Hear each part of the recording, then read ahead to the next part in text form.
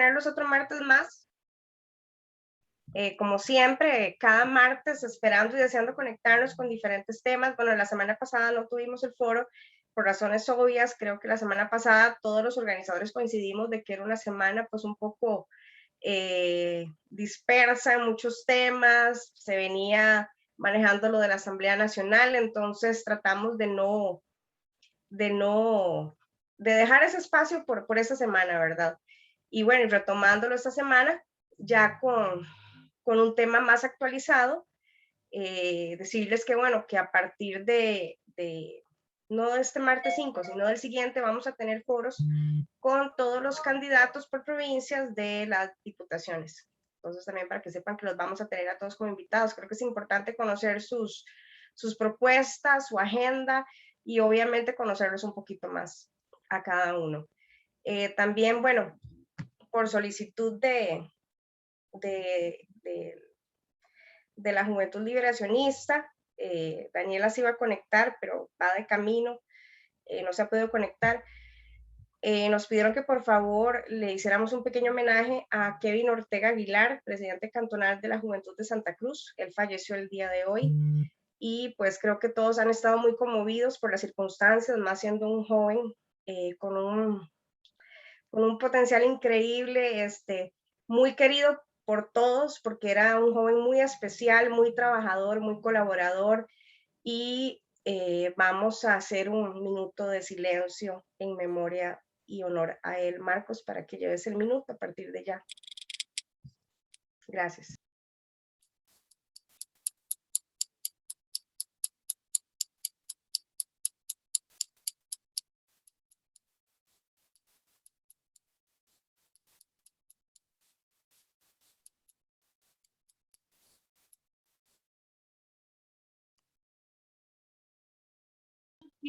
Con aforos de 2.500 y 5.000 personas.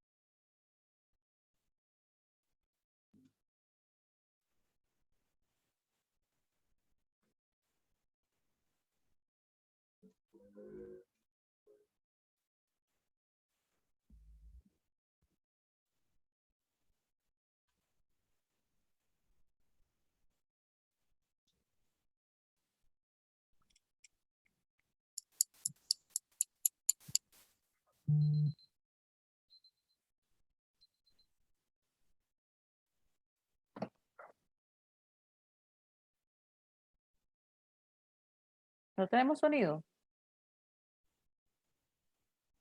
Sí, ¿me están oyendo? Sí. A usted sí, pero no oigo a nadie más.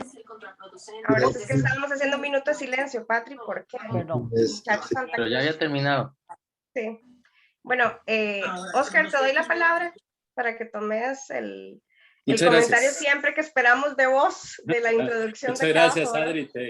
Te agradezco mucho a Marcos, a Federico, que por ahí está, y a nuestros participantes, y a ustedes, que son en realidad la esencia de esta actividad de todos los martes a las 7 de la noche. Está por más decirlo que, como siempre, siéntanse en su casa. Estamos en un grupo de amigos y amigas que nos unen ideales comunes bajo la bandera verde y blanco, y en la cual hemos hecho nuestras vidas y contemplamos también la razón y la esencia de mejorar una sociedad como la que nosotros aspiramos.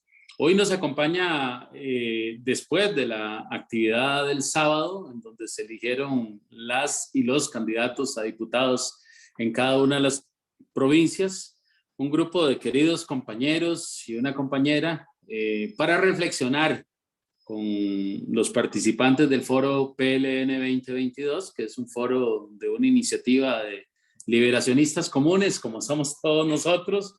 No es la voz oficial, pero alguna gente ya lo tiene como el espacio de reflexión ideal para poder cada uno de nosotros reencontrarnos todos los martes. Nos acompañan queridas y queridos compañeros que conocen sobre las responsabilidades inherentes a la elección de las y los candidatos a diputados, los escenarios que podemos encontrarnos frente a la magnitud de partidos políticos y de alternativas ideológicas que se han inscrito para la próxima elección, y que por supuesto sobre los grandes retos que alimentan y deben alimentar nuestra fracción y nuestro partido para trabajar al lado del presidente Figueres en devolverle la confianza y la certeza a este país con la responsabilidad con que lo hace Liberación cuando está en el gobierno. Así que tenemos con nosotros a doña Cristina Rojas, tenemos a Alejandro Soto, a don Carlos Rivera Bianchini, a Claudio Alpizar, a Olman Segura, que hoy van a compartir su experiencia, su conocimiento, su aporte, para que podamos todos después hacer una reflexión conjunta y podamos ahondar en el tema que nos trae hoy. Vamos como son 5 participantes, vamos a pedirle a cada uno que haga una rápida presentación suya de cada uno de ellos y después de eso ya le entregaremos la palabra, el uso de la palabra a doña Cristina, a don Alejandro, a don Claudio, a Carlos y a Olman, en ese orden. Así que, doña Cristina, si quiere hacer una pequeña presentación suya, continuamos con los demás. Muchas gracias a todos los organizadores de este evento por la alegría de poder compartir esta noche con todas las personas que participan en el foro. Paso a presentarme de seguido. Soy Cristina Rojas Rodríguez, soy exfuncionaria de los 3 poderes de la República. Trabajé en el Poder Ejecutivo como diplomática y embajadora de Costa Rica en Japón, encargada de negocios en Holanda. Trabajé con el Poder Judicial por más de 35 años. Trabajé 10 años como asesora parlamentaria y jefa de despacho del jefe de fracción en ese entonces, Bernal Jiménez Monque, y ahí coordiné la Comisión de Hacendarios. Y también trabajé en el Poder Ejecutivo como funcionaria encargada de toda la cooperación internacional, técnica y económica para el sector agrícola en el programa Devolvamos a la Tierra.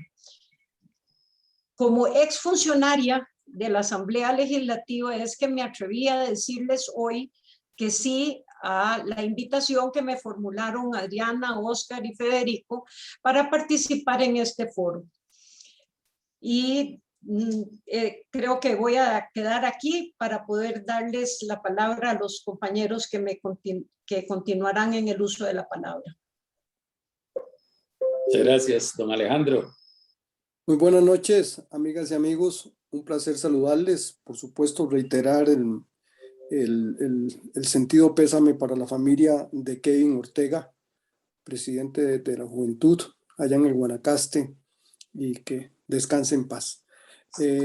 Mi nombre es Alejandro Soto Zúñiga, ocupé el puesto de diputado del año 90 al 94 y fui su jefe de la fracción parlamentaria. Posteriormente fui presidente ejecutivo del Instituto Nacional de Seguros y luego ministro del gabinete de don José María Figueres. Posteriormente trabajé en la Caja del Seguro Social como asesor de la presidencia ejecutiva y luego como gerente general del ICE. Además, con el presidente Arias me nombró en el Banco Nacional y fui su vicepresidente. Estoy a la orden de ustedes para trasladar mis experiencias. Muchísimas gracias, don Claudio. Bueno, buenas noches, un saludo a todos. Un placer estar compartiendo con ustedes. Bueno, mi formación, licenciado en Ciencias Políticas, máster en Estudios para el Desarrollo de América Latina y los estudios de doctorado en Gobierno y Políticas Públicas. Me desempeñé por mucho tiempo como administrativo y también como profesor en la Universidad de Costa Rica. He sido un empresario desde los 18 años, pequeño, empresario, pero dedicado a la empresa, tengo el equilibrio entre saber qué es el Estado y qué es la empresa. Estuve de asesor legislativo en administración de don Oscar Arias en la Asamblea Legislativa de 2006 a 2010. Soy comunicador, no periodista, como dicen algunos, me dediqué a la comunicación y he tenido por 10 años programa de televisión y uno de radio, y que yo soy tan aburrido, solo hablo de política, pues ahí mismo también hablo de eso. Soy director del Instituto Rodrigo Facio de nuestro partido y recientemente de candidato. Gracias. Don Carlos.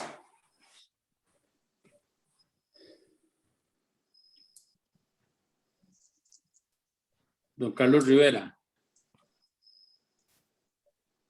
Tiene apagado el micrófono. Ya. Gracias. Agradezco a los coordinadores de estas sesiones permanentes que ya tienen mucho tiempo ustedes de estar realizando. Es un espacio lindo, un espacio atrevido, un espacio que permite ese intercambio con muchos compañeros y compañeras que es necesario hacerlo de manera permanente. Y por supuesto un saludo cariñoso a todas y a todos quienes participan en este chat. Bueno, yo fui diputado, mi nombre es Carlos Rivera Bianchini, fui diputado del 82 al 86, estando en gobierno de Luis Alberto Monge. Estaba muy joven en aquella época. Sigo siendo joven, pero en aquella época estaba más joven. Posteriormente estuve en el Ministerio de Relaciones Exteriores, el gobierno de don Oscar Arias Sánchez. Mi formación es abogado con una especialidad en Derecho Comercial y Bancario, y a partir de ahí en el ejercicio profesional y dedicado mucho a la formación y capacitación política desde el Centro de Estudios Democráticos de América Latina, CEDAL, que presido, y de igual manera en la ejecución de proyectos a nivel nacional, regional, más allá de la región centroamericana, con la Fundación para la Paz y la Democracia, que también presido. Muchas gracias y estamos a la hora.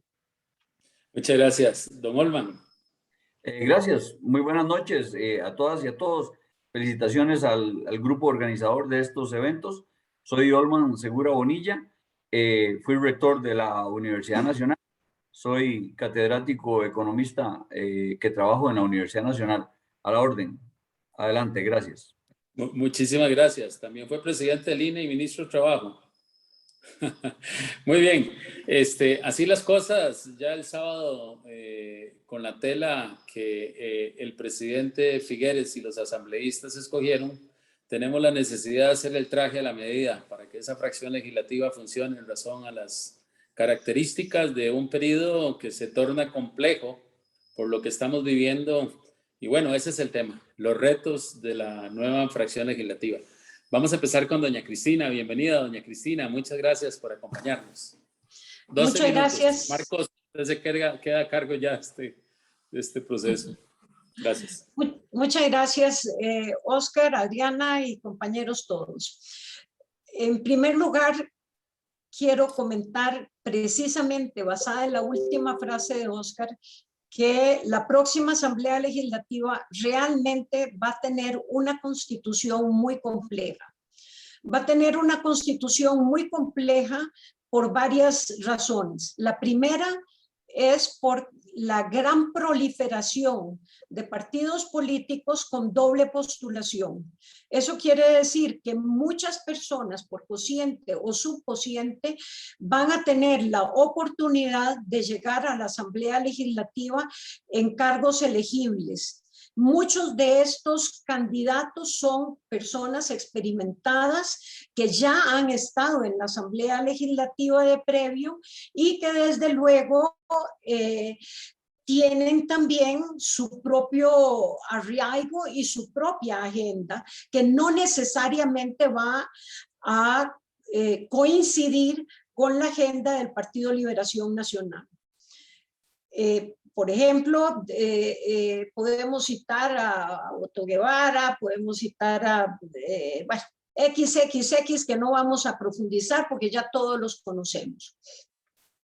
Esto lo que quiere decir es que los diputados y diputadas del Partido Liberación Nacional van a tener necesariamente que tener grandes habilidades de negociación y conciliación. Sin esas habilidades de negociación y de conciliación, va a ser muy difícil lograr concertar la suficiente cantidad de votos que se van a necesitar para aprobar los proyectos que sean de interés de nuestro futuro gobierno. Entonces, ese es para mí uno de los más grandes retos que van a tener nuestros diputados. Aun cuando hay personas muy versadas en las listas de diputados que fueron aprobados por la Asamblea del partido recientemente y que ya han estado, como Luis Fernando Mendoza, ejerciendo la diputación, estos diputados van a tener ya, concomitantemente con su trabajo de campaña, que ponerse a estudiar los nuevos reglamentos de la Asamblea Legislativa. Los reglamentos cambiaron, los procedimientos cambiaron y además los tiempos de presentación y de discusión de los diferentes proyectos también cambiaron. Esto lo que quiere decir es que tienen que ser muy versados, por una parte, en los nuevos reglamentos. Es preciso que lo sean para asegurar su eficacia y eficiencia en el ejercicio de la labor, pero también es preciso que sepan muy bien a quiénes van a llevar de asesores suyos para que los asistan en la labor que van a tener. Los tiempos, como digo, de acuerdo con los nuevos reglamentos de la Asamblea, los nuevos procedimientos se acortaron. Eso quiere decir que van a tener que tener mucha beligerancia y van a tener que tener argumentos fuertes para poder lograr hacer buenas intervenciones en el plenario y en las comisiones. Así es que mi consejo, con todo respeto a quienes van a ser electos, es, en primer lugar, traten de evitar en lo más posible llevar parientes a la Asamblea como asesores. Busquen asesores experimentados. La fracción de Liberación ha tenido tradicionalmente gente muy, muy buena como asesora en la Asamblea Legislativa, y desde ya yo les sugiero que empiecen a buscar sus buenos asesores. Quiero mencionar que muy próximamente, en ese sentido, la Escuela Libre de Derecho va a impartir un curso muy especializado y muy bien diseñado sobre derecho parlamentario. A las personas que puedan aspirar tanto a ser asesores legislativos como a las personas que van a ser diputadas, desde ya les aconsejo que ojalá puedan tomar este curso de derecho parlamentario. No es jugando lo que tienen. Por otra parte, tenemos un punto que como mujer no puedo obviar, no comentar, y es el del necesario cumplimiento del derecho internacional y las convenciones internacionales a la hora de legislar. Y no solo a la hora de legislar, que las deben de tener muy presentes, sino además a la hora de hacerlas cumplir a lo interno de la Asamblea Legislativa. La Asamblea Legislativa tiene una Secretaría Técnica de Género, una dirección técnica de género, tiene un grupo parlamentario de mujeres y tiene también la UTIEC, que es la unidad técnica de género. Creo que es muy importante, sobre todo para las mujeres que van a alcanzar la diputación, que le den un fuerte apoyo a esta secretaría, que tiene grandes logros. Es más, es gracias a esta secretaría que en este momento hemos logrado la paridad horizontal y vertical en la elección de los diputados. ¿Por qué? Porque esta secretaría les ha brindado un apoyo decisivo a las personas diputadas que han presentado no solo los diferentes proyectos de ley en esta materia, sino también los recursos de amparo y de inconstitucionalidad y también los recursos ante el Tribunal Supremo de Elecciones para que estemos en la posición de garantes de derechos humanos de las mujeres como lo estamos ahora en este momento. Por otra parte, es muy importante que cada diputado o diputada identifique plenamente con antelación al asumir sus funciones los proyectos que quiere promover, ya sea proyectos que estén en trámite ya en este momento en el canal legislativo o proyectos que quiera promover por su propia iniciativa. Ojalá inclusive muchos de ellos ya lleven documentos y proyectos escritos para que puedan digamos, ponerlos rápidamente a discusión. El trámite legislativo es un trámite lento, un trámite engorroso, y tienen que ver cómo agilizan desde un inicio su propia gestión y la gestión del candidato. En ese sentido, creo que es muy importante que se revise con detenimiento y ojalá hagan sesiones de trabajo con la Comisión de Regulación y Desregulación que ha venido presidiendo hasta la fecha el doctor Fernando Zamora Castellanos, para que se entren en conocimiento profundo de cuáles son las recomendaciones de ellos en este campo y que las adopten y las puedan presentar lo más rápidamente posible. Es importantísimo que el trabajo de esta comisión sea adoptado íntegramente por nuestros diputados para asegurar así que las cosas que hay que desregular y hacer más expeditas y liberar de trámites engorrosos puedan efectivamente hacerse en los primeros días de gobierno para facilitar la gestión presidencial de don José María Figueres.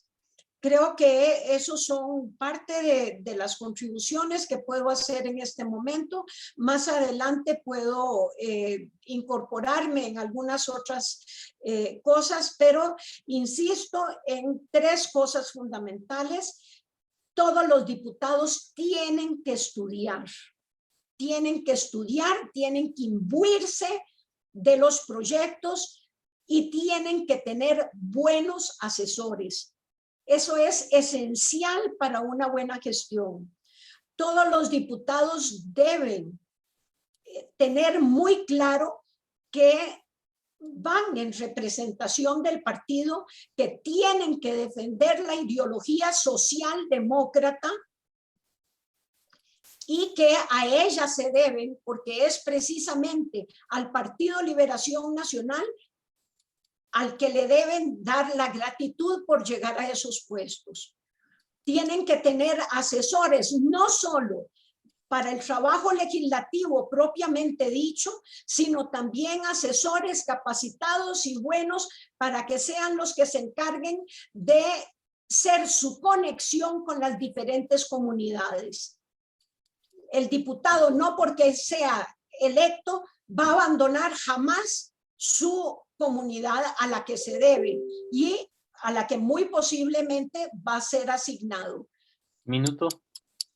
Entonces, aquí los dejo para darle paso a los compañeros en sus presentaciones. Muchas gracias.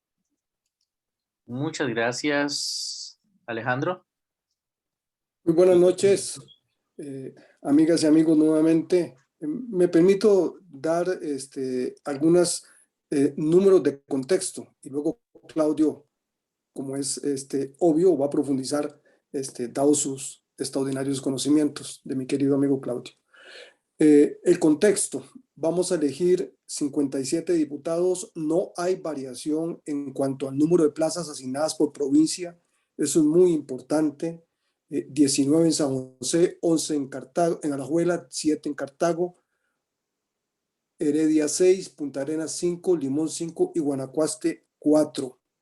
Es la provincia que menos diputados elige y por lo tanto será una lucha ardua el Guanacaste, entre otras provincias. Esto ya lo oficializó el tribunal y en la convocatoria hace algunos días. Lo otro, yo quería señalar un elemento importante. Hay aquí un exceso de partidos políticos, diríamos los que, digamos, hemos trabajado en este tema de la ciencia política. Vean ustedes lo siguiente. Hay 54 partidos, 54, con opción a participar en elección de diputados. Eso significa que hay 28 partidos nacionales y 26 partidos de carácter provincial. En el 2006, gobierno de en la campaña de Oscar Arias participaron 14 partidos políticos. En el 2010, campaña de doña Laura, 10 partidos políticos. En el 2014, 13 y en el 2018, 13. Hoy vamos a tener una enorme sábana de opciones. El elector va a estar muy confundido, en especial en la papeleta legislativa, porque además lo único que identifica es el color de la bandera y el listado de los candidatos a diputados. No hay nada más. Y vean qué interesante. Un poco señalando los cocientes y subcocientes por los cuales se elegirán los candidatos, los diputados en las provincias. Más o menos el promedio va a ser de unos 40,000 electores en cociente y de unos 20,000 por subcociente. Por lo tanto, no es fácil ser diputado. Y la fragmentación va a provocar todavía una campaña muy exacerbada y en donde nosotros ahí tenemos que controlar muy claramente la campaña, porque de lo contrario vamos a entrar en una enorme guerra con nosotros colocados en el papel del adversario a vencer y una guerra de guerrillas de 53 partidos políticos contra Liberación Nacional. San José 39,521, 19,760 el subcociente, Alajuela 38,000, lo mismo 19,000 más o menos subcociente, Cartago 38,984, 19,492 el subcociente, Heredia 39,000, Guanacaste 34,000, Punta Arenas 33,000 y Limón 30,000 y el subcociente 15,000. Por lo tanto, estos son los cocientes de 2018. El subcociente, el padrón aumenta en 144,000 electores. Más o menos vamos a tener casi el mismo subcociente, 2,000 o 3,000 votos más en cada provincia, por ahí vamos a andar. Así que no va a ser fácil, no es una elección fácil. Debo señalar tres cosas que me parece importante basado en lo que Cristina acaba de apuntar. Lo primero es que los partidos políticos nacen para representar a las partes o a los sectores de la sociedad. Son los instrumentos fundamentales de representación. Eso se explica por la diversidad y por las diferencias y por supuesto por los conflictos. Cuando hay una sociedad llena de conflictos como la presente, producto de 8 años de inactividad, de 8 años de mala gestión, de desconfianza, casi de caos, en donde hay problemas en todas las áreas donde ustedes toquen o se encuentren. Veamos el ejemplo más claro de hoy, el tema de cómo conseguir una licencia de conducir. Es casi imposible hacer el examen para conducir en este país. Bueno, eso para ponerles un ejemplo. ¿Qué tenemos hoy en Costa Rica? 8 años de gobierno sin conducción ideológica, llenos de ocurrencias, improvisaciones. ¿Cuál es la salida fácil? ¿Qué hace el elector? ¿Qué piensa el elector? Escuchamos expresiones como los políticos no tienen nada que hacer. Los políticos, detrás de cada actitud política, de decisión política, está la corrupción. La irrupción de las redes sociales han catapultado esto y viene la solución fácil, y esa es la preocupación que debemos tener ahora que estamos entrando en campaña. ¿Cuál es la solución fácil? Yo prohibiría esto o aquello. Yo lo que tengo que hacer es echar a todo el mundo. Es más, este tiene que irse ya. Esa es la salida fácil. Resulta que esto lo que está provocando es una irrupción en los partidos políticos del llamado populismo, mesianismo, o como ustedes deseen calificarlo, y en donde los partidos responsables, serios, que tienen su programa de gobierno, se ven atrapados en esta debacle provocada por una guerra de guerrillas a los cuales nos vamos a ver sometidos en los próximos 3-4 meses. Posiblemente de algunos de estos 54 partidos vamos a escuchar propuestas irresponsables, surrealistas. Pero ¿qué es lo que está en juego?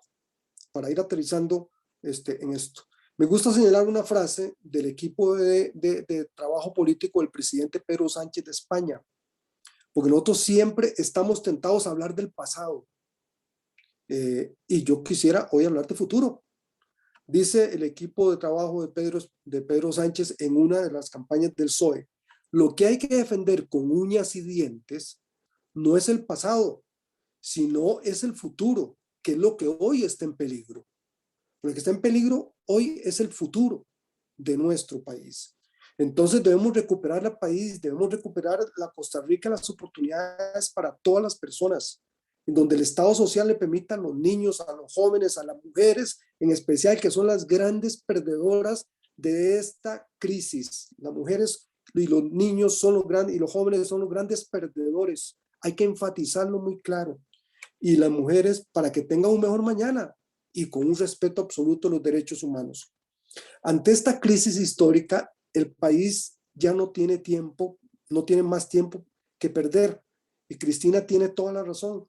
No podemos perder el tiempo. Costa Rica necesita un gobierno fuerte, una fracción parlamentaria mayoritaria, una fracción que le permita al Poder Ejecutivo transformar y luchar con lo que el presidente Figueres viene insistiendo es el principal problema de este país: empleo, empleo y más empleo, porque es lo que está generando la enorme cantidad de pobreza a la cual posiblemente Olman ahora se va a referir por su experiencia y su formación profesional, la enorme cantidad de sectores hoy empobrecidos.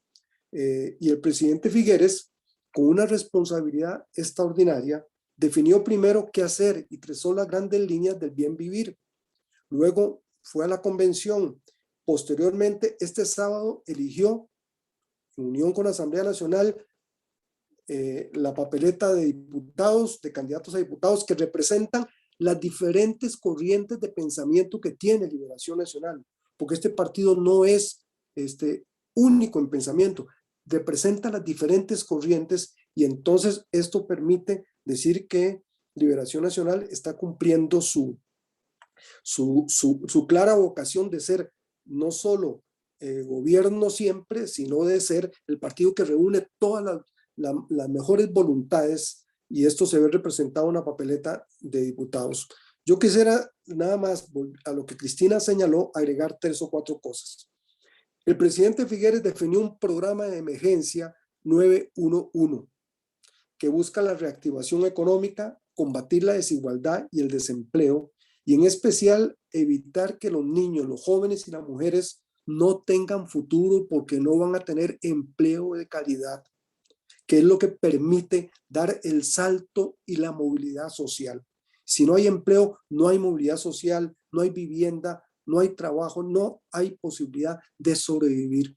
Y esa es la principal tarea a la cual el presidente Figueres nos está convocando. Y la fracción parlamentaria que va a asumir a partir del próximo año tiene la enorme responsabilidad de colaborar en esa llamada de emergencia que este gobierno PAC no ha querido entender ni ha querido procesar, de tomar las medidas que corresponden. Nos va a tocar de nuevo a nosotros, como cuando llegó Luis Alberto Monge en el 82, de emergencia. De nuevo, cuando don Oscar Arias llegó a una Centroamérica incendiada, y Carlos Rivera es parte del equipo gestor del Plan de Paz de Centroamérica, orgullo de todos nosotros. Luego, don Oscar llegó en el 2008 con la crisis mundial. Hoy nos toca nuevamente llegar a gobierno, nos va a tocar llegar a gobierno con otro plan de emergencia. Y los diputados que van a formar la fracción deben ayudarle al Poder Ejecutivo a lograr subsanar las dificultades y atender los puentes de diálogo, como dice Cristina, y de elaboración de los proyectos de ley que el Poder Ejecutivo y los diputados nuestros presenten para ayudar a paliar esta terrible crisis que estamos viviendo. Segundo, la fracción parlamentaria tiene una clara vocación, debe tener una clara vocación socialdemócrata, y esto se plasma en algo que debo señalar. Nadie puede quedarse atrás. Toda la gestión del Poder Ejecutivo y de la fracción parlamentaria debe destinarse como buen socialdemócrata, como buenos socialdemócratas, a lograr que nadie se quede atrás. Tenemos que jalar a quienes están atrás para que logren tener los beneficios que esta sociedad puede ofrecerles. Tenemos elementos muy preocupantes. El presupuesto del 2022, es decir, del primer año de la administración Figueres, está siendo elaborado y discutiéndose hoy, en el 2021. En noviembre se aprueba el presupuesto de todo el año entrante. Por lo tanto, el presidente Figueres no tiene administración más que por la vía de presupuestos extraordinarios. Ojo a eso. Segundo, hay un programa de reformas esenciales que se están preparando desde el primer día de gestión, y el presidente, por supuesto, en su momento lo va a anunciar, y la fracción parlamentaria es importante que coordine con la gestión de campaña, porque van a tener que colaborar en esto, porque son medidas de emergencia. Tercero, yo le agregaría a Cristina a esa agenda que planteaste, que las reformas constitucionales que se consideren convenientes y que son urgentes y necesarias sean planteadas desde el primer día, porque son las que toman más tiempo en la Asamblea Legislativa para gestionarse. Si no, pasarán los 4 años y no se logrará actualizar la Constitución política, y hay reformas que necesita este país presentarse y aprobarse. Tercero, en esta tarea, yo quiero decirles, y aquí ya voy finalizando, Marco Creo, que me tocó trabajar con el presidente Figueres como ministro. Conozco su vocación de diálogo permanente. Muchas veces eso no se divulga, pero el presidente Figueres convocaba casi diariamente a diputados a la casa presidencial, o los visitábamos en la casa de los diputados para estar coordinando todas esas tareas. Van a tener un presidente contrario a los 2 anteriores que hemos tenido. El presidente Figueres tiene esa vocación de diálogo permanente, y por lo tanto la fracción parlamentaria va a tener a un compañero permanente también de luchas e ideales gestionando juntos. Y eso me llena. Soy testigo de cómo él actuó en su primer gobierno, y creo que ahora lo hará con mucho mayor profundidad, para así lograr transformar este país en lo que necesita. Las leyes son tremendamente urgentes, la modificación de las mismas también. Y el otro elemento, y ahí sí, y termino con esto, nuestra fracción parlamentaria se va a enfrentar a las 3.000 o 4.000 leyes duplicadas que tenemos. Y esto hay todo un equipo que ha venido trabajando sobre este número de leyes duplicadas, las cuales hay que derogar, modificar, reformar, como ustedes deseen llamarlo. Pero este periodo constitucional tiene esa enorme responsabilidad de lanzar a Costa Rica hacia nuevos horizontes. Y una de las cosas que nos tiene absolutamente trabados como país es la tramitología, producto de la enorme cantidad de leyes que hemos aprobado, y posiblemente en mi gestión como diputado así lo hice, y hoy lamento mucho de algunas de ellas, pero es parte de las cosas que hay que actualizar y que estoy seguro que la nueva fracción parlamentaria, bajo el liderazgo extraordinario de alguien que es Tiempo, Alejandro. diálogo permanente, que es don Rodrigo Arias, extraordinario ejecutivo, extraordinario legislador, aunque no en ejercicio, pero sí desde Casa Presidencial ayudó siempre a coordinar Tiempo, esto y que Alejandro. le va a ayudar enormemente a la fracción. Ahí me quedo, Marco, ya no hablo más. Muchas gracias, Alejandro, por tu participación. Claudio, te doy tus 12 minutos. Muchas gracias. Primero felicitar a Cristina y a Alejandro por las dos excelentes personas que hemos podido.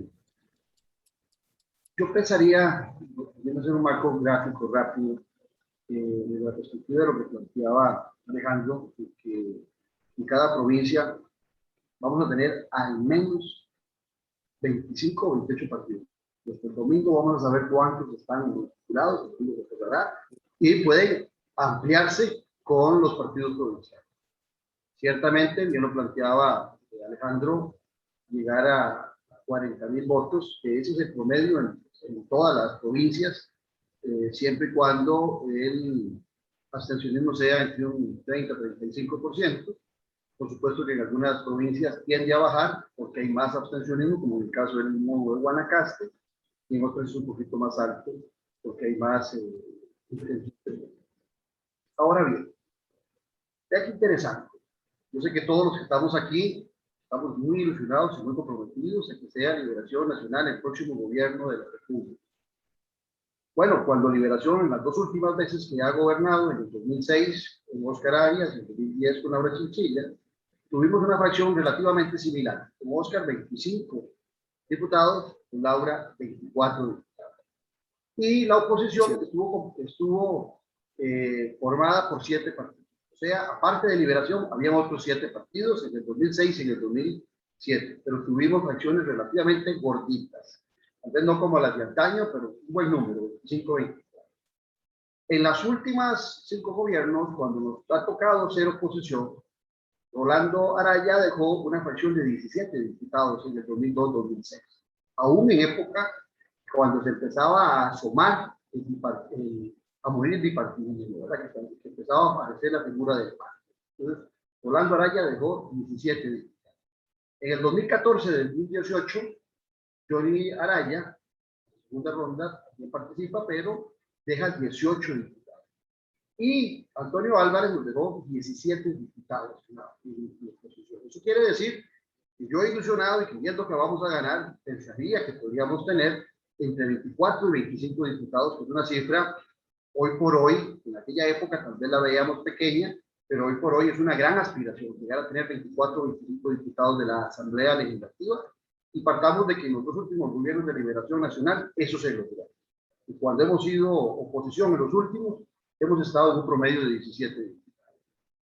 Valga la pena aclarar también que en el 2014-2018, aparte de Liberación Nacional, hubo 7 partidos representados en la Asamblea Legislativa, y en el 2018 actualmente ingresaron 8. Después se hizo una partidera de Nueva República y de otros partidos, y aparecieron los tránsfugas, pero quedaron 8 partidos. En esta ocasión, yo tiendo a pensar de que va a andar muy parecido los partidos de la Asamblea Legislativa, entre 8 y 9 partidos representados. Porque bien lo decía Alejandro cuando hacía reflexión sobre el cociente. No es fácil lograr 40.000 votos de cociente con un 30-35% de abstención.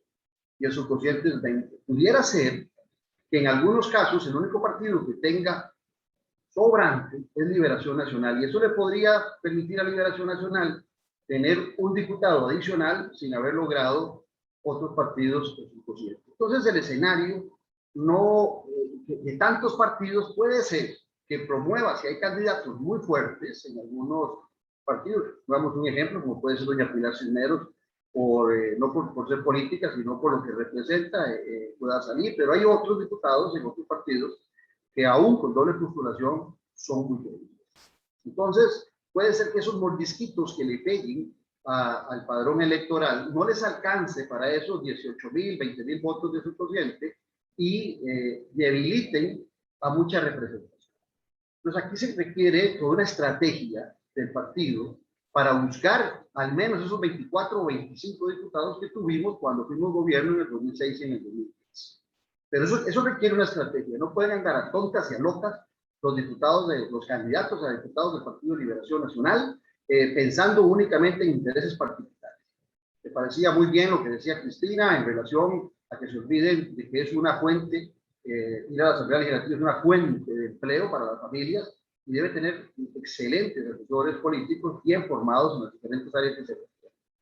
Ahora, hay una ventaja también, si Liberación Nacional logra tener una fracción legislativa de 24 o 25 diputados, que es fenomenal, que es el hecho que debemos recordar que por primera vez el próximo presidente de la República va a tener las sesiones extraordinarias a favor. Arranca con la agenda política planteándola en la Asamblea Legislativa.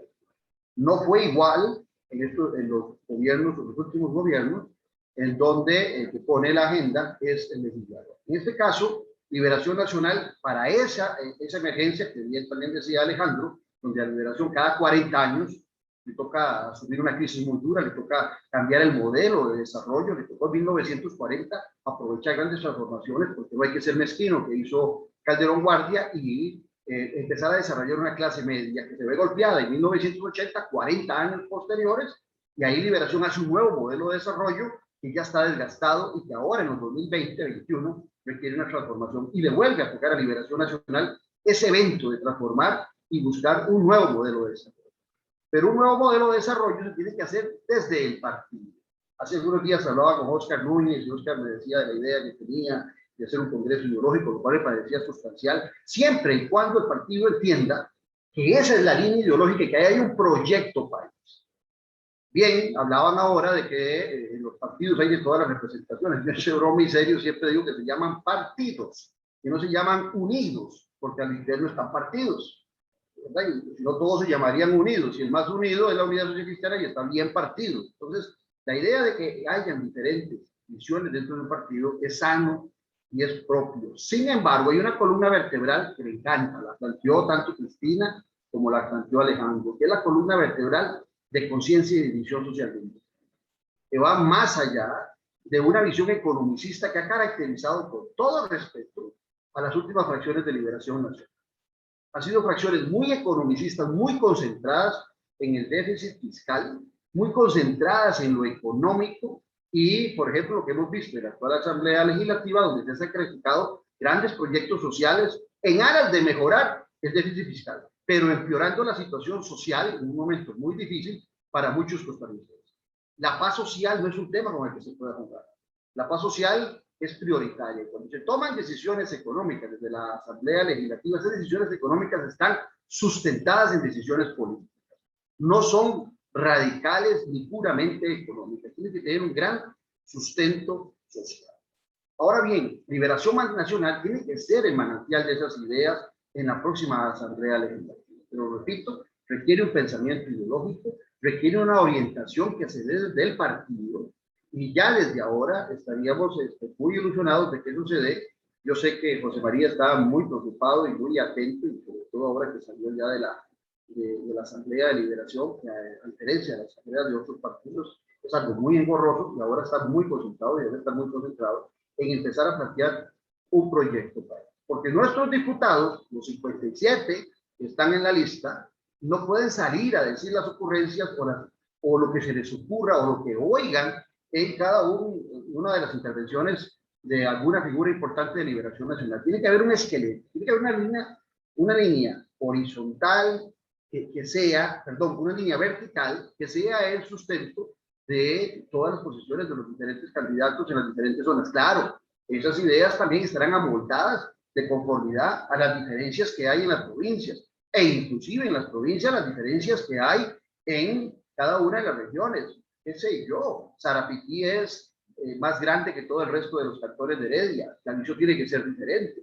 La visión de San Carlos, que es más grande que toda la provincia de Cartago, que es más grande que toda la provincia de Heredia, pues debe ser también muy diferente para un diputado en la zona de la.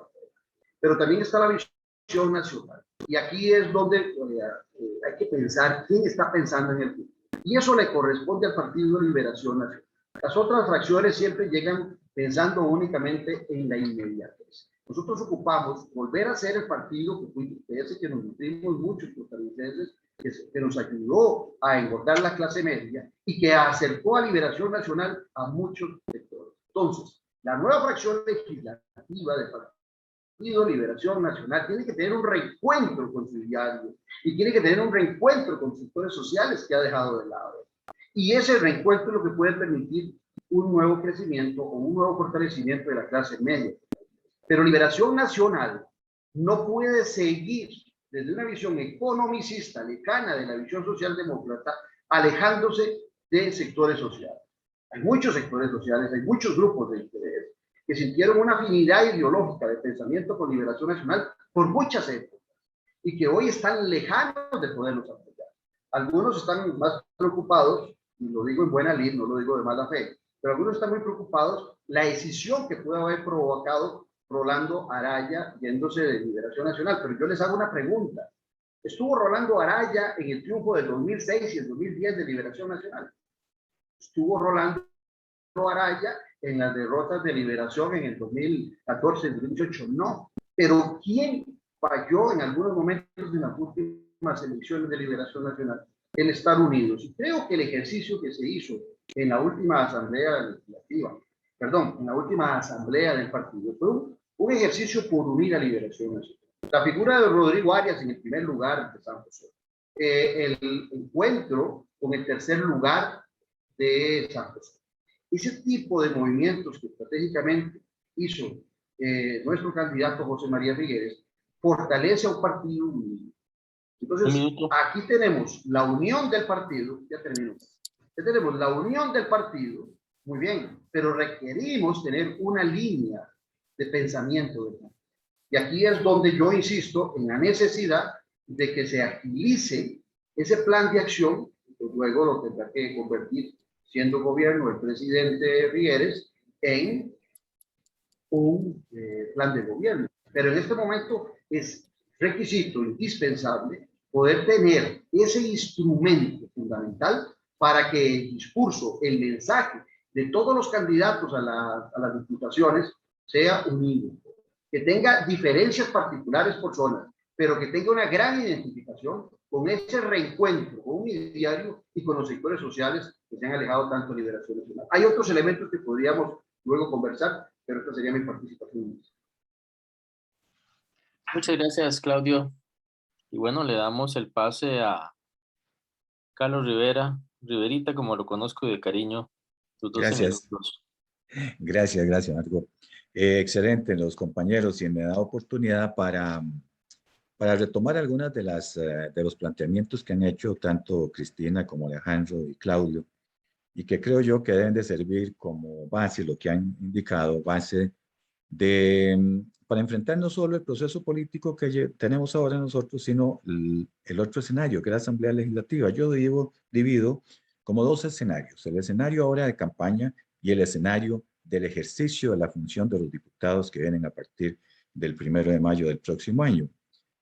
Bien lo señalaba Claudio, a mí no me preocupa, sí me preocupa, perdón. Me preocupa un poco por el sistema político, por la democracia, la atomización de partidos políticos. Lo estamos viendo no solo en Costa Rica, lo estamos viendo en toda la región, en América Latina. Recientemente en la elección de Perú había más o menos 26 partidos también, o 23. Al final quedaron los que los peruanos no querían que quedara, la mayoría de los peruanos, pero quedaron y eligieron posiblemente al que la mayoría no quería, pero lo eligieron, ¿verdad? Lo importante es que al fin de cuentas se dio dentro de un sistema, el sistema democrático, y ojalá que camine y el rumbo siga por eso, el fortalecimiento de las instituciones democráticas. Siento de que eso es una llamada de atención, y bien recojo el planteamiento de Claudio en el sentido de que nosotros como partido debemos de preocuparnos en entender nuevamente los puentes hacia los sectores sociales.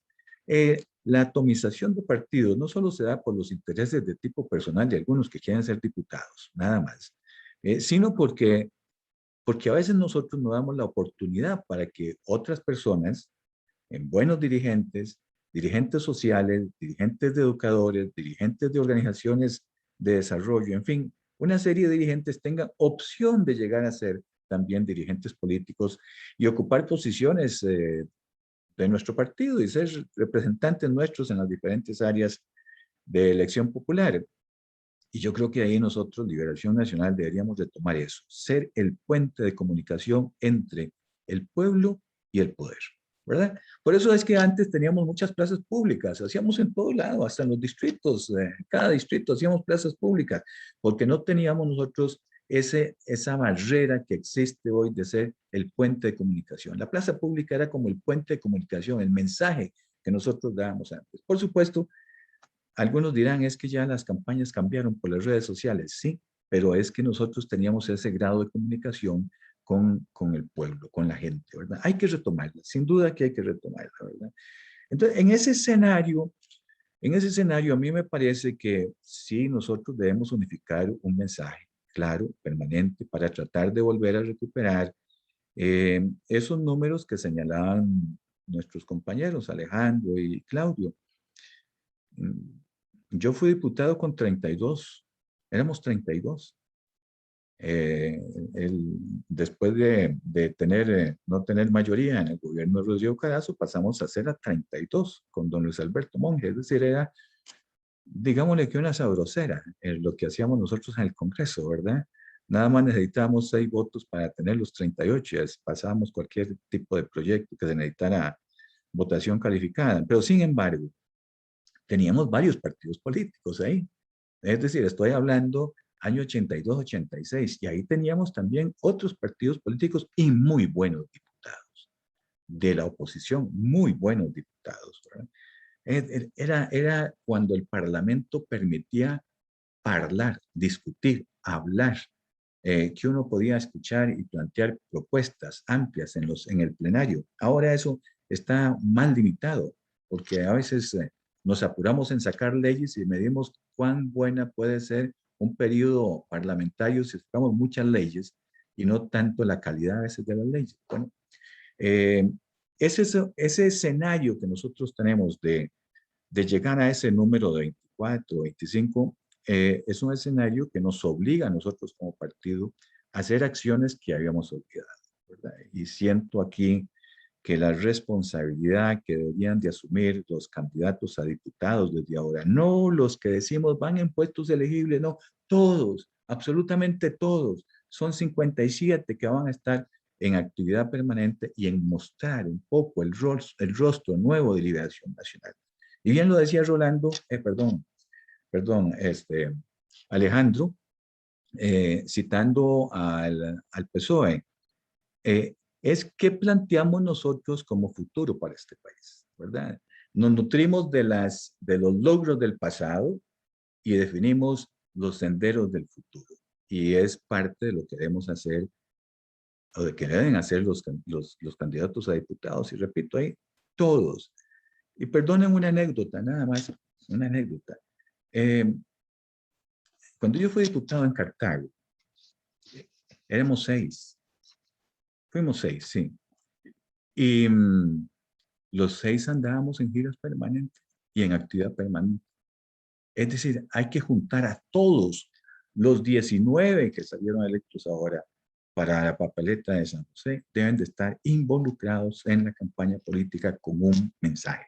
Debo decir que ya nos han pedido a algunos que colaboremos en ese primer encuentro con los diputados el próximo 11 de este mes de octubre, en el mes de octubre, perdón.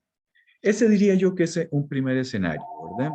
En donde la atomización es riesgosa no solamente para el futuro de partidos permanentes como Liberación Nacional y otros poquitos que hay aquí, sino para el sistema democrático. Yo creo que ahí nos debe llamar la atención a continuar el análisis con seriedad de qué es lo que pasa con el sistema político, qué es lo que pasa con la democracia, cuál es el futuro de la democracia, ¿no? Porque aquí no es solo el futuro de Liberación Nacional, es el futuro de la democracia.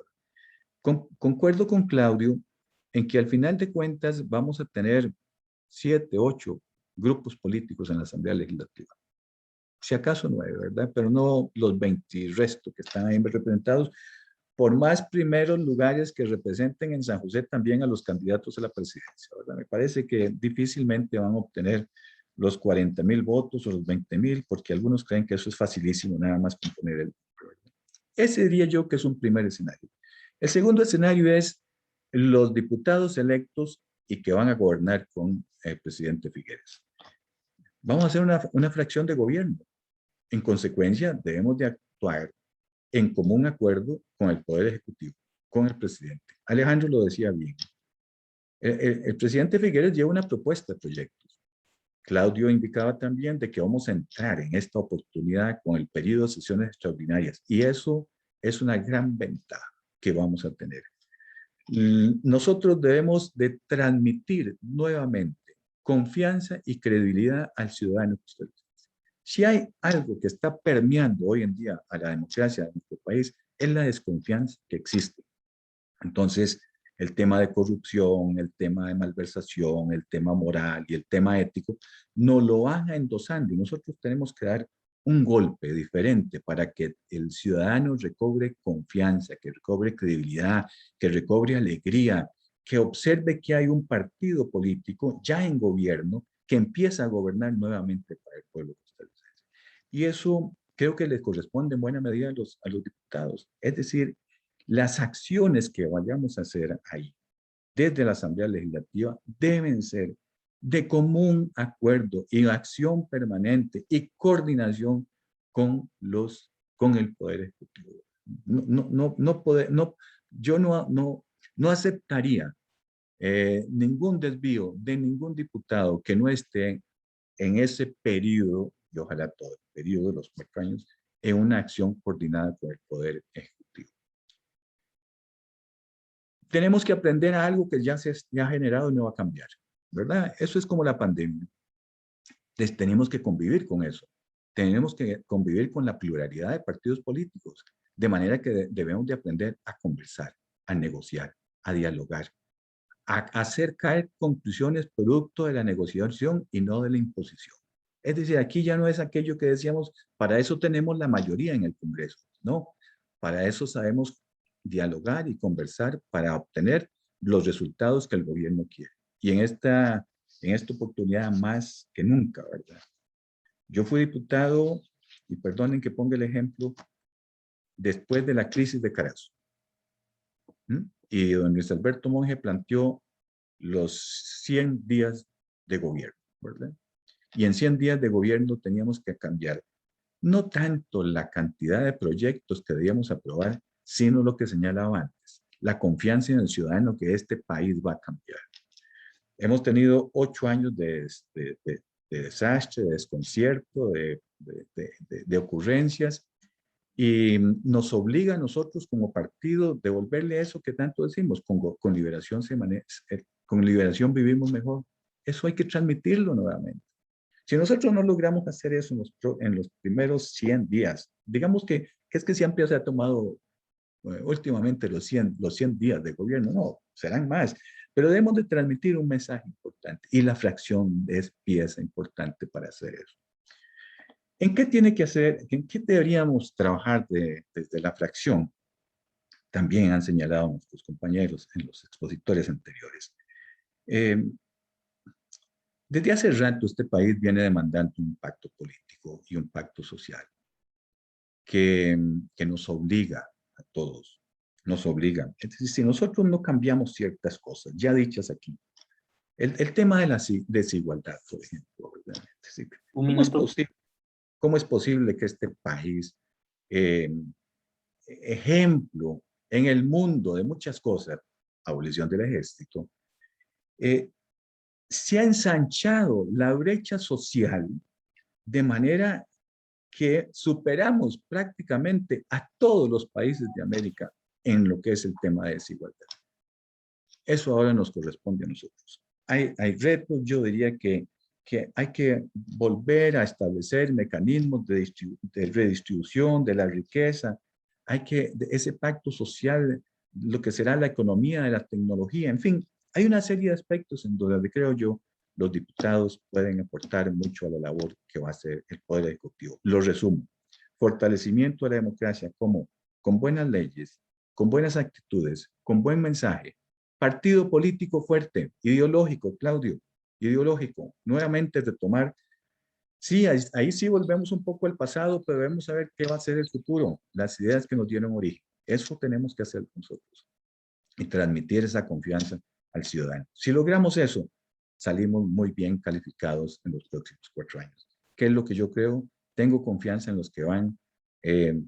Me ha transmitido entusiasmo José María y sé que el equipo gobierno va a cambiar lo que estos 8 años de PAC ha hecho en este país. Gracias. Muchas gracias, Carlos.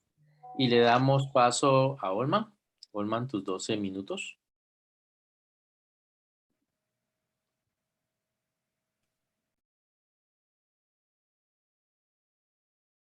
Olman, estás en mute. Gracias a los organizadores y un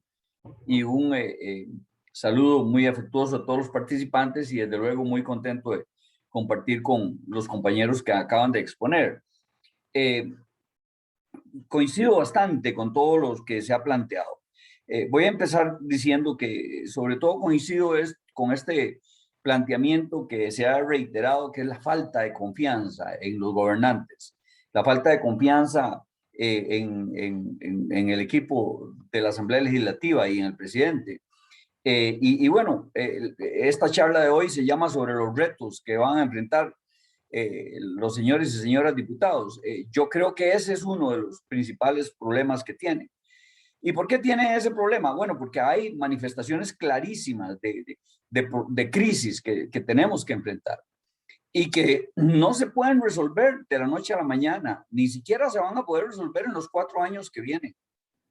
Probablemente yo aspiraría, en algún momento lo hablé con don José María Figueres, que tenemos que tener por lo menos 2 gobiernos para poder realmente avanzar y darle vuelta a este desastre que nos ha causado el Partido Acción Ciudadana. Se manifiesta muy claramente en la desconfianza de la gente en la política y en los políticos, porque han habido y se han anunciado con bombos y platillos 4 planes de reactivación económica en este país y ninguno ha pasado del papel o del acto de video que se hizo. Tenemos en este momento 435,000 personas desempleadas y buscando trabajo. Alrededor de 500,000 personas subempleadas, o sea, trabajando menos de 40 horas. Más de 1 millón de personas en trabajo informal que no tienen seguro, no tienen pensión, no tienen un montón de otros beneficios sociales. Y desde luego que, ya lo dijo Carlos Rivera, Costa Rica con una enorme desigualdad en la distribución del ingreso. Cerca del 25% de la gente está en pobreza, o sea, más de 1 millón de personas. Cerca de un 10% está en pobreza extrema, lo que significa que no reciben ingresos de más de 60 o 70 mil colones por mes en las zonas urbanas y alrededor de 50,000 colones en las zonas rurales. Pero lo peor es que le echan los clavos de todo este desastre a la pandemia. Y esto venía desde atrás. Cuando yo fui ministro de Trabajo, tuve un debate en el último mes con el que luego fue el presidente de la Asamblea Legislativa y dijo en un programa, en una crítica, porque en ese momento el desempleo era de 8.5%, que ellos lo iban a reducir a la mitad, que era un ridículo, que nosotros no lo hubiéramos podido hacer. Yo estaba sumamente preocupado por esa situación. Y yo le dije, mire, perfecto, si ustedes lo hacen, dígame cómo lo piensa hacer. Bueno, ahí verá, me dijo. Y en este momento lo que tenemos es 18,5% de desempleo. Realmente es catastrófico. Y además, encima de todo eso, la afectación a los estudiantes y a las niñas y niños de todo el país que están en este momento, como ya dijo, el estado de la educación y que no puedo por razones de tiempo profundizar, pues entonces también algo que hay que atender urgentemente. Entonces yo pienso que en efecto todo esto nos lleva a que hay que reactivar la economía del país, a que hay que darle confianza a las y los costarricenses con un plan claro y nítido, contundente, y que también atienda entonces la deuda fiscal, perdón, el déficit fiscal y la deuda que tenemos. Y a pesar de que yo me enfoco en la parte económica, yo coincido con don Claudio de que no puede ser un plan pura y exclusivamente economicista, sino que tiene que tener rostro humano y no puede dejar a nadie atrás.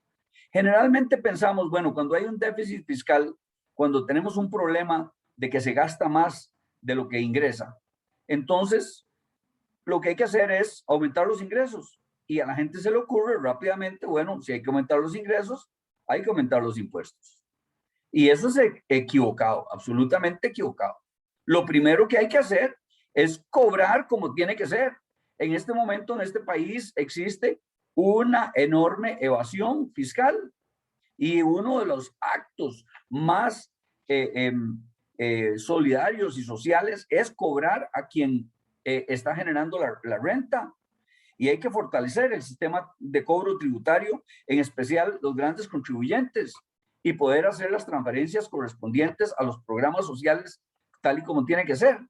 El otro gran problema es, bueno, ok, se dice, aumentemos los ingresos, metamos más impuestos o cortemos los gastos, quitemos, cerremos instituciones y rebajemos el gasto, que ciertamente hay que ser más moderado y hay que ser más cuidadoso de la forma en cómo se gasta, pero no aplicar una regla fiscal como está aprobada, en donde se corta incluso las posibilidades de que el Estado costarricense tenga inversión en carreteras, inversión en escuelas, inversión en colegios, inversión en infraestructura, ¿verdad? Inversión en becas para los estudiantes, inversión en poder hacer la encuesta nacional de hogares en el INEC.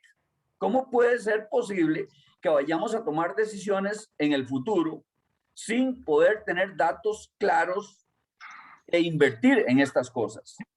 Entonces, uno de los retos que tiene la Asamblea Legislativa es buscar también cómo hacer para reformar esa regla fiscal. No para que sea para crear sinvergüenza y permitir que se siga gastando a diestra y siniestra. No, tiene que haber regla, pero no puede ser de la forma en que existe. Yo creo que el impulso a la agenda de reactivación tiene que estar dirigida en dos líneas. Una, en la línea económica y dos, en la línea de educación. No se puede pensar en un futuro promisorio, en un futuro como el que soñamos, con un país más igualitario, que genere empleo y que genere riqueza, y que tengamos a nuestros nietos y a nuestras futuras generaciones en otras condiciones si no tenemos un programa fortalecido de educación. El presupuesto de educación no se puede cambiar, pero sí se puede hacer más eficiente. Hay que buscar las formas y darle los instrumentos necesarios al Ministerio de Educación para que pueda hacer la ejecución del mismo, que es además el más grande de todo el presupuesto, de manera eficiente. Pero también se puede hacer otras acciones en la parte económica. Por ejemplo, el fondo de avales que se ha planteado para crédito para diferentes sectores que han tenido que cerrar. Comercio y turismo específicamente, por ejemplo. La titulación de hipotecas para fortalecer el sector vivienda, para poder construir más. Si hay algo que tenemos que generar es empleo, empleo y empleo. Bueno, pero empleo, resulta que el 80% de la gente desempleada no ha terminado el colegio. Entonces, ¿cómo le vamos a dar trabajo en Intel o en las zonas francas? Va a ser muy difícil. Entonces, tenemos que restablecer la construcción, la agricultura, la manufactura. Y, ojo, que esas cosas se pueden hacer en las zonas más deprimidas. Se puede generar el emprendimiento en manufactura en Guanacaste, en la zona sur, en el Atlántico, donde hay mayores bolsones de desempleo. Se tienen que generar cambios en el sistema de banca para desarrollo para que se fortalezca las pymes directamente. Alrededor del 90-95% de las pymes de las empresas son pymes en este país y necesitan apoyo. También es necesario que, por ejemplo, si se hace un plan de avales o un fondo de avales, lo maneje el sistema de banca para desarrollo. ¿Por qué le vamos a dar a los bancos privados o a los bancos públicos una nueva fuente de recursos cuando ya existe hasta experiencia en un sistema de banca de desarrollo para que podemos modificar. Yo entraría, primero que nada, por eliminar más de 100 impuestos que hay, que cuesta más caro recaudarlos y administrarlos que lo que generan. Y hay que hacer una evaluación muy seria de cuáles impuestos se podrían eliminar, porque de los 105 impuestos que hay, alrededor de 10 son los que generan realmente los ingresos del país. Entonces, hay que reducir la tramitología y hay que apoyar a esas pequeñas empresas para que generen trabajo. Hay que salvar la Caja Costarricense del Seguro Social, que es la entidad que nos provee salud a toda la población costarricense, que en este momento está en crisis enorme, igual que el ICE, en crisis que se nos viene. Pero eso hay que salvarla, ¿cómo? Bueno, buscando que esos millón de personas que están en la informalidad ingresen por lo menos la mitad a ser formales, aunque tengamos que bajar la tasa de cargas sociales. No me da el tiempo porque ya se está acercando los 12 minutos para seguir hablando de propuestas de reactivación. Pero hay que hacer un plan con metas claras, con responsables y anunciarlo en los 100 días. No el primer día, sino en los 100 días. Igual que se está haciendo con el plan 911, sumarle una serie de actividades y una serie de compromisos. Y desde luego hay que ir pensando en crear el ingreso mínimo vital para eliminar la pobreza extrema. Igual que se han hecho en otros países. Mire, si la pobreza extrema medida por ingreso en Costa Rica es alrededor de 70,000, 80,000 colones y hay miles de amas de casa que no tienen ni un solo 5 de ingreso, muchas amas de casa que son madres solteras o que tienen responsabilidad con adultos mayores o con niños, se les puede generar haciendo una reforma al Fondo de Asignaciones Familiares sin eliminar los beneficios que ya tienen los estudiantes de ese mismo fondo, hacer una reforma para generar un planteamiento de un ingreso mínimo a esas personas y sacaríamos a la gente de la pobreza extrema por medida por ingreso. Nosotros podemos hacerlo en los próximos 4 años. Yo creo que eso es posible. Muchas gracias y termino por aquí para poder dialogar con ustedes. Les voy a poner, eso sí, en el chat un par de links donde pueden ver un análisis del presupuesto del 2022, que me invitaron a hacerlo la semana pasada y está grabado, y también un análisis del empleo, subempleo y desempleo que hay a septiembre de este año y que lo pueden recoger también y está publicado. Gracias. Bueno, muchas gracias a todos los participantes por lo que nos han comentado. Y por razones de tiempo, hoy no vamos a tener mucho espacio para que la gente participe, pero por ahí Gonzalo Villalta nos había levantado la mano, pero de pronto la bajó. No sé si Gonzalo aún quiere participar. Gracias, Marco. Muy buenas noches a todos. Muy gentiles. La verdad que ha sido una noche muy rica. Bueno, retos de fracción. Y saludo a Olman con mucho aprecio. Bueno, y a todos en general. Yo quisiera rescatar algunos elementos que me parecen que son importantes. En efecto, creo que rescato lo que decía mi amiga doña Cristina, que también saludo con muchísimo afecto. El tema de elementos tácitos, como por ejemplo, no abandonar las comunidades durante el gobierno. Eso es un elemento que hemos perdido y que ha perdido fuerza muchísimo en las últimas 2 fracciones. Pero me parece que hay un elemento fundamental que debemos de reconsiderar, y es que el futuro ministro de la presidencia, que el señor Figueres escoja, debe jugar un rol importantísimo. Y debe ser alguien que lógicamente conozca muy bien el equipo legislativo y lógicamente las direcciones estratégicas que el presidente decida. Además, sugiero que es importante que el compromiso de fracción que don José María logre considerar. Hemos visto en las últimas 2, 3 legislaturas los papelómetros que recientemente hemos vivido y que eso debe de alguna manera reconsiderarse porque es la cara del futuro del partido.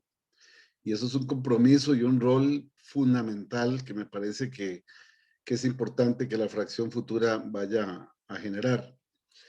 No olvidemos que también de alguna forma llevamos muchos jóvenes, ¿verdad? Y que deben de ser reorientados. Sabemos que hay gente muy preparada, pero no dejo de señalar que es importante alinearlos, dirigirlos y que de alguna manera, como lo decía doña Cristina, los asesores van a jugar un rol fundamental para que ese señorío de alguna manera se vuelva a rescatar en las fracciones de Liberación Nacional.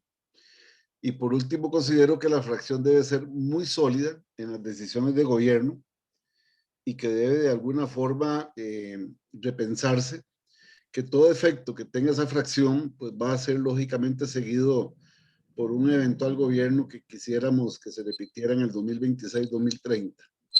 Como ya lo decía don Carlos Rivera, quien aprovecho saludarlo, porque de alguna manera lo que buscamos es una solidez de confianza en esa fracción, ¿verdad? Para los efectos que le genera el valor agregado pertinente. Muchísimas gracias. Muchas gracias, Gonzalo. Tenemos un chance para una persona más. No sé si alguien quiere participar. Bueno, yo tal vez, yo quisiera tal vez más bien manifestarles que la idea es anticiparnos a las 7 actividades que vamos a tener o 7 encuentros a partir del próximo martes, uno por provincia con los candidatos y candidatas a diputados, para conocer un poco más a fondo de ellos, de su propuesta y darnos una idea en razón a las experiencias que cada uno de nosotros pueda palpar y la discusión de esta noche que ha sido riquísima. Yo la verdad es que les decía a los panelistas que corrimos un poco con la actividad, metimos a muchos hoy, pero jamás imaginé que iba a estar tan bien complementada, ¿verdad? Digo, no, jamás iba a poner en duda tampoco la calidad de los que participaron, pero me parece como si se hubieran puesto de acuerdo antes de venir, y no es cierto, no lo hicieron, pero me parece que tenemos un crisol de ideas, de aportes importantísimo y muy rico. Fija retos indiscutibles, ese cierre que hace Olman, por alguna razón se me ocurrió que lo podíamos dejar de último también, ¿verdad? Porque complementa muy bien todo lo que se ha razonado, es un extraordinario cierre de una fracción en momentos de crisis, para tiempo de crisis. Y yo quisiera que, como decía Cristina al principio, se lo tomen muy en serio y estudien, porque es una fracción para tiempo de crisis. Es quizás uno de los grandes retos que, como decía Carlos, tuvo él cuando fue diputado después del gobierno de Rodrigo Carazo, y por poco nos dejan en las mismas circunstancias, ¿verdad? Esta gente del PAC, con una improvisación y un deterioro gigantesco de la credibilidad, como muchos de los que aquí están conectados ni siquiera se lo hubieran imaginado, porque probablemente en aquellos tiempos tampoco habían nacido. Pero bueno, tampoco quiero decir que fue similar a esa crisis, pero estamos en una crisis de credibilidad tremendo. Y necesitamos una fracción con aplomo, con decoro, con capacidad de ingenio, con capacidad de negociación, con capacidad de converger con los diferentes sectores, en un partido que como el nuestro probablemente sí le hace falta, claro, Claudio, que le hace falta una revisión ideológica, una revisión que nos permita alcanzar esa cantidad de diputados y diputadas que, como bien reflexionó Alejandro en sus cifras, teníamos con capacidad holgada para defender los postulados del partido. Yo quisiera que todos tuviéramos muy claro cuáles son esos postulados y cómo los renovamos, porque no se trata solamente de decir somos socialdemócratas, es que a veces nos hemos ido por el eslogan, ¿verdad? La gente a veces cree que tenemos tal capacidad de interpretación de la realidad y la gente del conocimiento sobre el que dice el eslogan, que la gente se ha acostumbrado a cerrar el criterio en una frase repetitiva que por sí misma está absolutamente hueca y vacía. Ya, nosotros somos un partido policlasista, sin duda alguna. No somos aquel partido socialdemócrata, tenemos de todo. En nuestro partido converge de todo. Ustedes se han dado cuenta que converge la derecha como la izquierda y centroizquierda. A veces nos agarramos a trompadas mentales nuestras, ideológicas, porque decimos, ¿cómo es posible que estén estos y que sean los dueños del partido? Y otras veces se jala para otro lado. Lo que sí es cierto es que a pesar de que tenemos todas esas convergencias que representan también el tipo de sociedad que tenemos gente con una enorme capacidad de reflexionar sobre diferentes temas. Hoy cuando veía las noticias de lo que la Contraloría manifestaba con respecto al ferrocarril y veo aquí a Clinton Cruzan conectado, yo decía, puña, pero no lo advirtió hace cuántos meses, lo advirtió que esto iba a ser una barbaridad, porque nos llevaban al despeñadero con una propuesta de tren eléctrico que iba a ser un desperdicio de recursos y una improvisación porque había que sacar el tren eléctrico, como si fuera cualquier tren, como echarle agua bendita a la línea y decir, Dios acompañe lo que vamos a montar sobre ellas. Pero así está también la economía, así está en la parte social, está el distanciamiento de los sectores sociales. Y yo creo que también los ricos de este país deben estar muy preocupados de que se le jale tanto la chaqueta al sector de menos capacidad económica, porque la inestabilidad del Estado costarricense a nadie le sirve. A nadie le sirve. O sea, yo recuerdo gente de sectores económicos muy poderosos de este país llamándole la atención a algún gobierno de que ya no podía jalar más el rabo a la ternera porque estaba poniendo en riesgo la estabilidad del país, la estabilidad social y democrática y del sistema costarricense. Y bueno, estamos a pasos de eso. O sea, la falta de credibilidad sobre nuestros gobernantes nos lleva a eso, nos lleva a que la gente tenga un repudio sobre la labor política, sobre los partidos políticos, sobre sus representantes, cuando no se vean representados.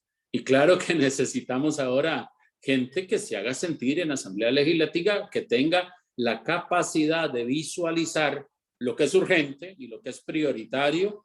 Nosotros no podemos poner a producir este país si no estamos claros en el modelo el modelo administrativo, el tamaño del gobierno que ocupamos en Costa Rica para las necesidades que tengamos. Si no tenemos claro la necesidad de gastar con conciencia en lo que se debe gastar, a partir del momento en que el Estado sepa ahorrar e invertir donde realmente pueda provocar la capacidad de generar otra vez producción y riqueza, en ese momento vamos a tener la capacidad de tener credibilidad con aquellos sectores que no están apostando al desorden de la gestión administrativa que hoy día tenemos y que no están viendo que vayamos a ser equitativos. Pero bueno, eso es solo una carta de presentación para un nuevo gobierno que tenga la capacidad de lograr eso. No podemos hacer lo que se hizo hace unos años también, que pusimos a un ministro de reforma del Estado y echó a la mitad de la gente y casi nos matan. O sea, esas cosas no se pueden hacer. También estamos atravesando una crisis económica de gran dimensión, pero tenemos que ir mejorando y perfeccionando la gestión administrativa, el resultado final de la gestión administrativa, enfocándonos donde realmente hay que invertir y hay que gastar recursos, y necesitamos también generar esos recursos, ¿verdad?, para impulsar el desarrollo, dando las oportunidades que requieren los sectores productivos para poder tener otra vez confianza y poner en marcha a este país, generando empleo, generando riqueza, generando producción. Y nosotros como centro de toda esa parte operativa, generando oportunidades para generar igualdades también. O sea, nos queda una gran tarea, inmensa tarea. Y yo quiero pues agradecerle a los amigos y a doña Cristina que nos han hecho esta exposición tan vasta, tan rica. Pedirles que por favor también se conecten durante estos 7 martes que vamos a tener, porque me parece que con este mismo equipo podemos hacer un cierre al final de esta experiencia que vamos a tener, en donde vamos a sentar en la silla a las y los compañeros que se animaron, porque también hay que tener ánimo a ser candidatos a diputados. O sea, no es el tema que yo quiero, no, usted se animó, díganos para qué y por qué. ¿Y cómo se ve usted sentado en esa fracción legislativa?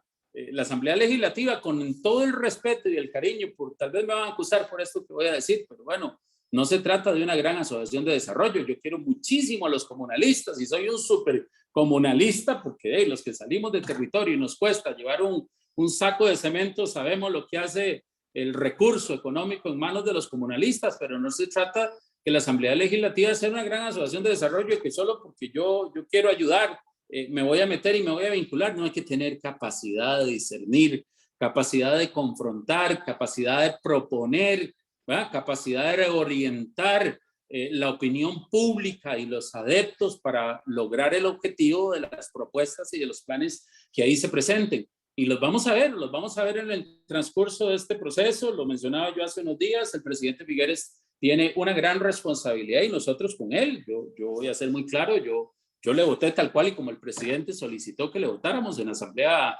plenaria, él está en la responsabilidad de asumir el liderazgo y lo asumió el liderazgo. Y bueno, yo confío de que vamos a ser un gran equipo. No podemos demorarnos medio minuto en entregarnos de lleno a la campaña. Después vamos a discutir si era justo o no era justo. No lo hagamos ahora. Liberación Nacional tiene que ganar porque este país está en una enorme encrucijada y nosotros tenemos la gente capaz de alinear los planetas para poder sacar, para ver la luz al final del túnel en este difícil capítulo de la historia que estamos viviendo. Y lo vamos a hacer por nuestros hijos, por nuestro futuro, por el futuro de los que menos tienen, ¿verdad? Por el futuro de oportunidades que estamos en la responsabilidad, en la necesidad de generar esas igualdades en una sociedad que cada día se ha quebrantado más. Quería cerrar con eso, Adriana, y usted ya, usted es la que golpea la mesa aquí. Muchísimas gracias a todas y todos, y de veras muy buenas noches. Yo quería decir algo, Adriana, muy pequeñito. Claro, don Armando. Gracias. Y a raíz de la buena noticia que nos dio Carlos Rivera de que va a haber una capacitación para los postulantes a diputados y que Oscar también anuncia que van a haber siete martes con los candidatos. Hay que poner atención sobre todo en esto que nos pone mi amigo, ¿cómo se llama? Eugenio Solano, del tema de la negociación. Muy importante, hay que de verdad saber negociar para poder avanzar, que lo puso ahí en el chat. Y dos, y con esto termino, es que si bien es cierto, Oscar, los diputados se nombran por provincias, tienen que tener visión nacional. Estos problemas que hemos hablado aquí o estos enfoques que se han planteado aquí tienen que responder también a un futuro de país y a una visión unida. Y eso es lo que también debemos cuidar. Y ahora que lo vamos a tener todos los 7 martes que vienen, pues también hablemosles de eso. Gracias, buenas noches. ¿Me permiten una palabra? Rápido, sí, doña Clara. Rapidito, gracias, sí. Linda. Adri y Oscar Núñez y todos los participantes aquí, yo les agradezco porque han vuelto realmente a dar esta educación y esta lucha que tanto necesitamos. Yo los felicito a ustedes y continuemos con esto todos los martes a las 7 de la noche. Muchas gracias. Muchas gracias, doña Clara, ¿no? Y más bien decirles, bueno, que el próximo martes vamos a tener, todavía nos faltaba un tema de vía costarricense del plan de gobierno, pero ya a partir del martes siguiente arrancamos con todas las diputaciones y las provincias durante los 7 martes, como lo dijo Oscar. De hecho, el próximo martes el tema es aviación civil, despegando hacia el bien vivir, para que lo tengan ahí presente. Y cualquier cosa, pues no, abran las cámaras, micrófonos, para que nos despidamos como nos despedimos todos los martes, como la gran familia liberacionista que somos. Hasta luego, adiós. Hasta luego. Adiós, cariños a todos. Buenas noches. Buenas noches. Adelante. El próximo martes. Buenas noches. Y Oscarito, adelante. Yo los acompaño.